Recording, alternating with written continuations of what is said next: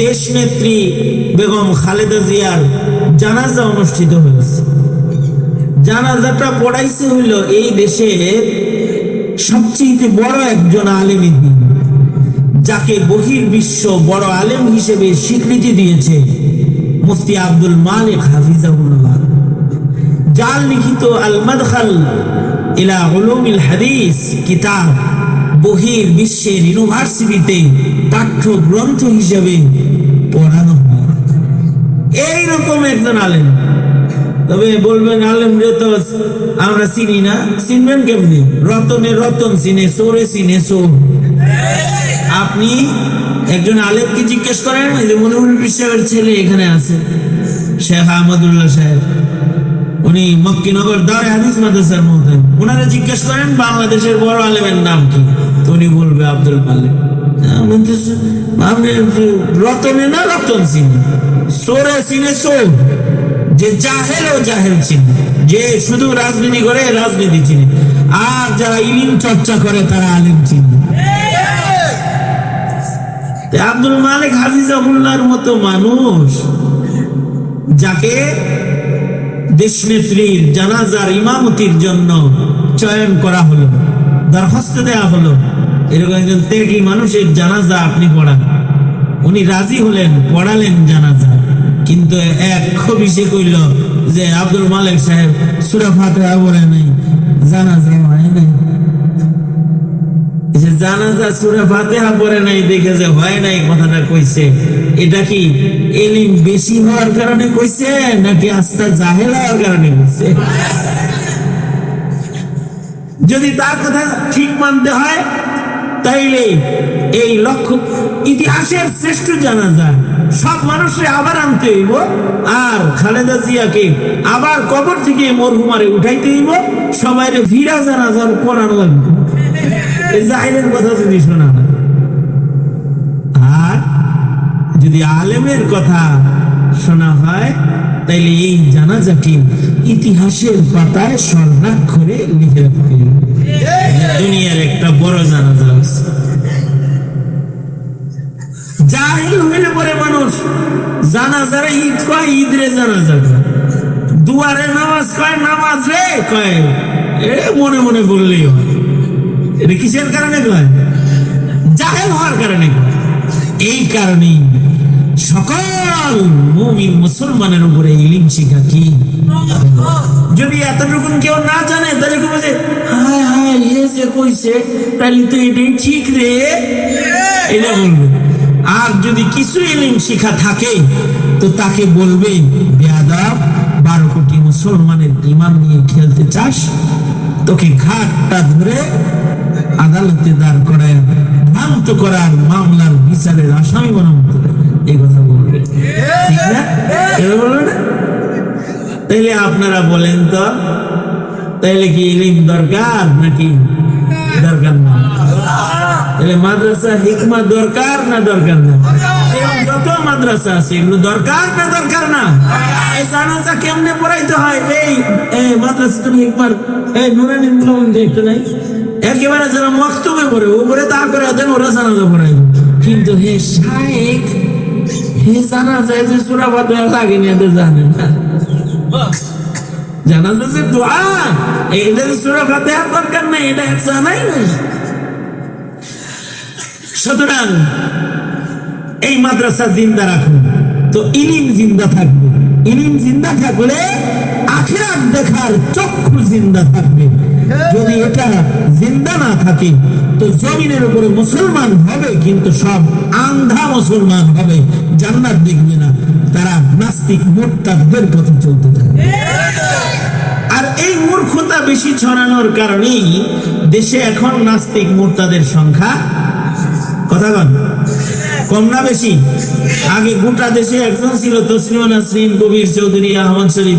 এখন কবির চৌধুরীর অভাব নাই, ঘরে ঘরে কবির চৌধুরী, ঘরে ঘরে তসলিমা। আল্লাহ হেফাজত করেন। সুতরাং আলেমদের দরকার, আলেমদের দরকার। যারা বুঝে না এদেরকে আলেম যে জমিনে থাকে, জমিনে তাদের জমিনে রাখে না, যেমন শেখ হাসিনা। আলেমদের মূল্য না বুঝলে সে বিতাড়িত হয়। এই সমাজেও যদি আলেমের মূল্য কেউ না বুঝে তো এক সময় এই জমিন তাকে বমি করে ফেলবে। সুতরাং এই দেশে যারা রাজনীতি করবে তাদেরকেও বলবো আলেমদের সাথে কি আচরণ করতে হবে, আলেমদের মূল্য কেমনে দিতে হবে, এটা আওয়ামী লীগের কাছ থেকে শিখে নাও। নচেত ইন্ডিয়া তোমরা নাম রাস্তা খুলে দেবো। আল্লাহ তাআলা বুঝার তৌফিক দিন। আমিন কম করে করে আরো জোরে বলেন আমিন। বিষয়টা বুঝে আসছে তো ইনশাআল্লাহ। বুঝলে তো দুই এক কথাই অনেক, না বুঝলে ঘন্টার পর ঘন্টাও কিছু না। মাদ্রাসাতুল হিকমা শাহরিয়ার প্রতিষ্ঠাতা আমার মুড়ি, এই কারণে এই মাদ্রাসা আমি সময় মতো আসি আর না আসি আমার নামটা জায়গা মতো সবসময় থাকবে। বুঝেন এই বিষয়টা ইনশাআল্লাহ।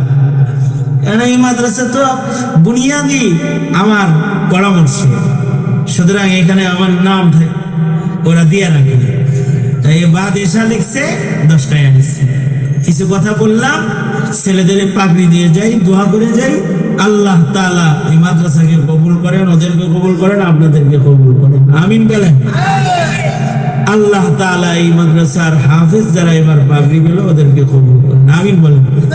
মাদ্রাসা জিন্দা রাখবেন। আর মনে রাখবেন মাদ্রাসা পাবলিকে, মাদ্রাসার রক্ষণাবেক্ষণ আপনাদেরকেই করতে হবে।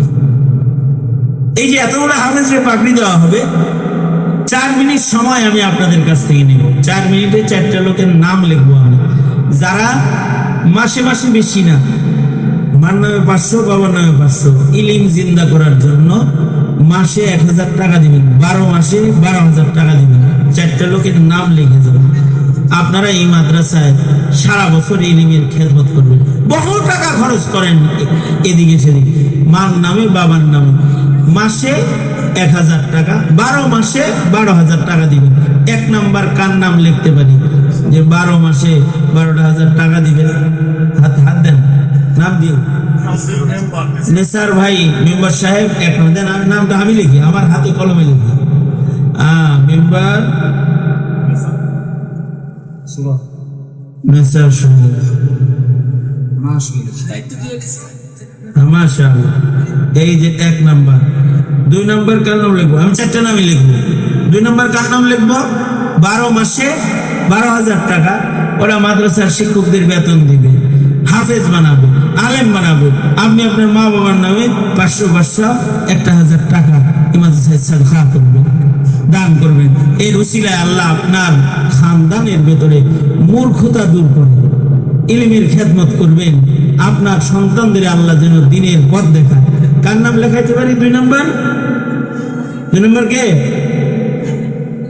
মায়ের নামে বাবার নামে 1000 করে। নাম কি?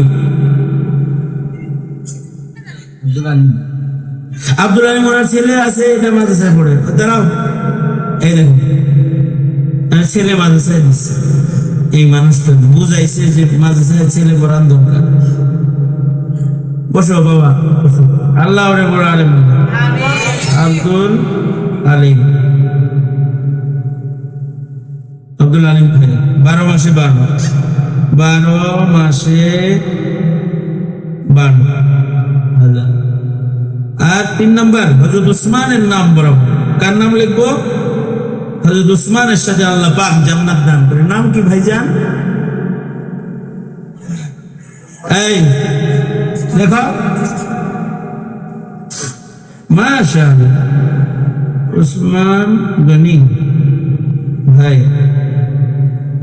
মাশাআল্লাহ। আল্লাহ হযরত উসমানের সাথে জান্নাত দেন। লাস্ট এন্ড ফিনিশিং দিলেও নিব না। 4 নাম্বার কেউ দিবেন? দিলে দেন, না নিলে না দিলে নাই। এরপরে আর চাবো না। দিলে দিবেন, দিলে তো নিতে হইবই, কিন্তু এটা আমার চাওয়া। 4 নাম্বার কার নামটা লিখবো বলেন? আল্লাহ আসমানে আপনার নাম আসে কে কোরআনের খাতায় উঠায় দেয়। হযরত আলীর সাথে আল্লাহ পাক জান্নাত দান করে। 4র্থ খলিফার নাম বরাবর 12 মাসে 12,000 টাকা, মাসে মাসে 1000 করে দিয়ে দিবেন। কে আছেন? শেষ। নাম কি?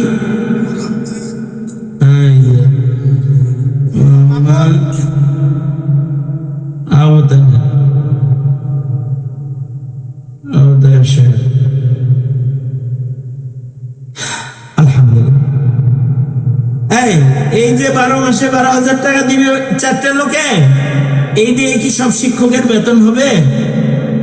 একটু সহযোগিতা হবে।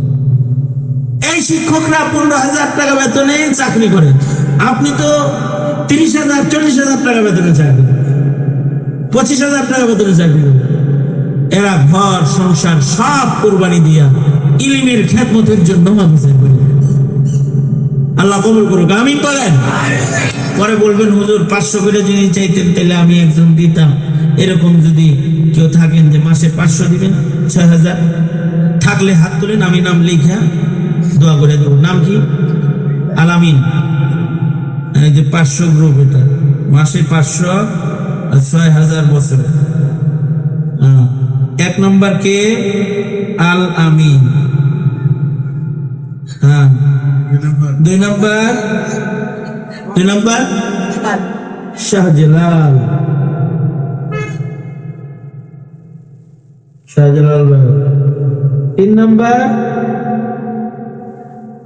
নম্বর কেউ আছেন? 3বার জিজ্ঞেস, কারণ এটা তো বাজেটের বাইরের জিনিস। ওটা ওই যে অনেকের ইনকাম কম, তার নিয়ত ছোট, বলবো হুজুর 1,000 চাই, 500 চাই তো আমি দিতাম, এটা অভিমান থাকতে পারে, লেগে করছি। 3বার বলবো। আর কেউ আছেন? নাই? 60বার।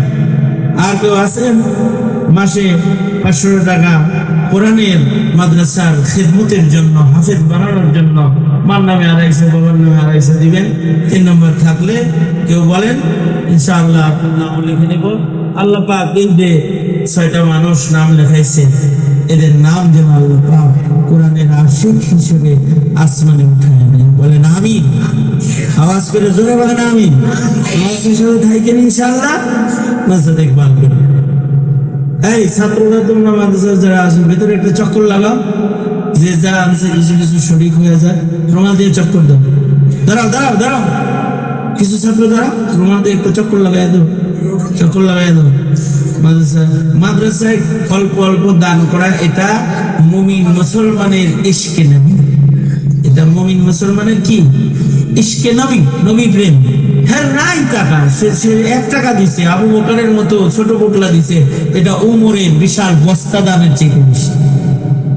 শ্রমিক মানুষ আছে, হ্যাঁ 5 টাকা, তার নিয়ত 5টা টাকা এই মাদ্রাসাতুল হিকমায় দিব, তো এটার মূল্য অনেক বেশি। আল্লাহ এই মাদ্রাসা দেখেন আগে ছোট ছিল, এখন পরিসর বড় হয়েছে, আলহামদুলিল্লাহ। আল্লাহ এটাকে কবুল করেন, নিজস্ব জায়গার উপরে দাঁড়িয়ে গেছে। আল্লাহ পাক এটাকে কবুল মঞ্জুর করুক, আমিন। এই ছেলেগুলো দাঁড় করো।